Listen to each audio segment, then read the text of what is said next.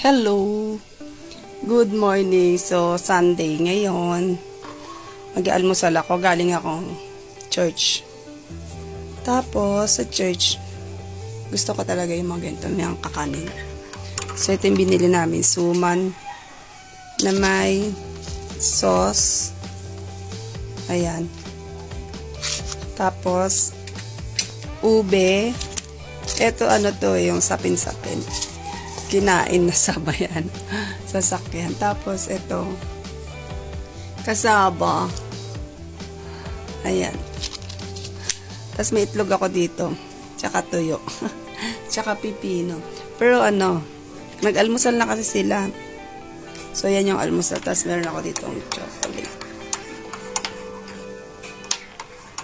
Yan. Ito lang yung almusalin ko. Hindi tayo magda-rice.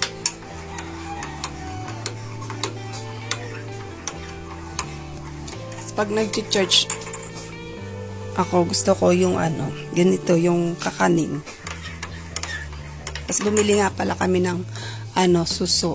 Susong pilipit, tsaka ano, talaba. Wait lang.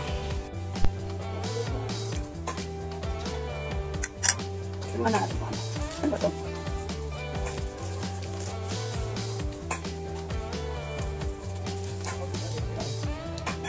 Lang. Lagay ko dito yung sauce lang. So,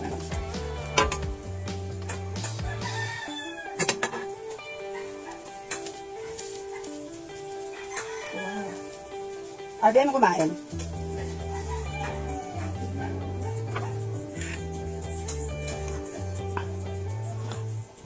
Ay, grabe itong saan. Suman. Guys, namiss ko ba na ganitong ano? Siyempre inaamon natin kasi para malaman natin kung bago, no? Yeah! Sarap!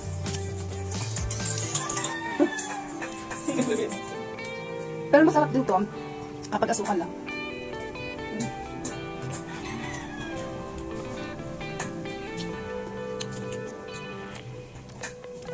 Kahit nga wala, ano, dati, pagkas kami bumili na ito sa may grotto. Alam mo ba yung grotto, guys? Dito sa San Jose del Monte, Bulacan. Ayan. Yan ang ano, madalas. Tsaka yung meron pa yung, parang matamis na may ano, sabaw. Kaya na. Yung parang ano lang siya. Ang tawag dito. Basta may sabaw, yun ang favorite ko eh. Kaya lang ngayon na iba na kasi yung ano nun, yung parang timpla, tas yung parang ano niya.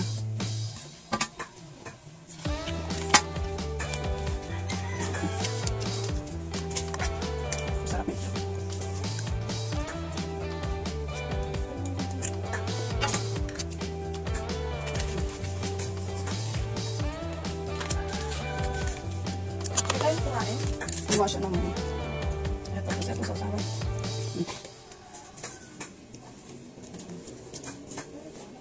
Tikman natin itong ube. Ano siya guys? 3 for 100. Tignan nyo naman yung ano. Dati kito lang 3 for 100. Ngayon, ito, kung ganito kaliit. Ito, ganito kalaki. Dalawa na ito. Tapos, yung ganito, dalawa. Pwede yun. Basta mix siya. 100. So, sabi ko naman dun sa may ano. Sa may tindera. Bago ba yan lahat? Siyempre tinatanong ko yan. Sabi niya ako, lagi kami ubus dito. Sabagay, mukha naman talaga kasi dami bibili. Bagay sa Sunday. Pag Sunday talaga, ang Pinoy mahilig sa ganito. Harap niya ito. Ang sarap. Baka maubos ko. Bulit ito, masarap siya. Hindi natin kailangan ubusin lahat kasi kailangan tikman natin lahat. Pero guys, kasi hindi mo na ako mahilig sa matatamis. Kaya hindi ko talaga yan. Pero ito kaya ko ito ubusin. Kasi ang sarap. Kaya lang ano, tira natin sila. Tira natin sila. Itong kasaba. Kasaba pig. Ang laki na. Ano ka? Tanong ko rin. Eh, bago ba ito? Kasi laki eh. Kasi hindi naman ganito kalaki ang ano. Yung masarap din siya. Hindi lang siya yung special na. Maraming cheese. Pero okay lang. Pero masarap. Ito, sarap. Mahilig pa naman yung kapatid ko sa ganito sa mga matamis. Kita rin. Sarap, Pwede itong suman. Kahit na hindi ako nag-asukal yan. Okay lang. Sarap na yan. Sarap ah. Yun nga. Sarap din yung suman. Tapos yung parang sobrang tamis. Ito lang ako pagka matamis. Madali ako maumay. Kaya nga, yan ako yung itlog eh. Kaya niready ko. Saka yung ano. Anton? Pepino. Sarap niya ito. Ayan, share pa natin to eh.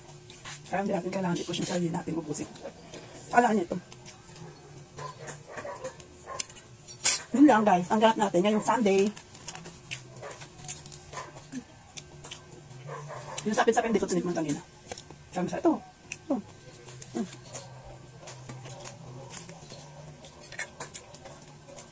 Pag-itlog tayo. Para balance. Sarap din ito ah. Sarap din ito guys. Itlog. So, yun lang guys. Pero grabe ang sasarap niya.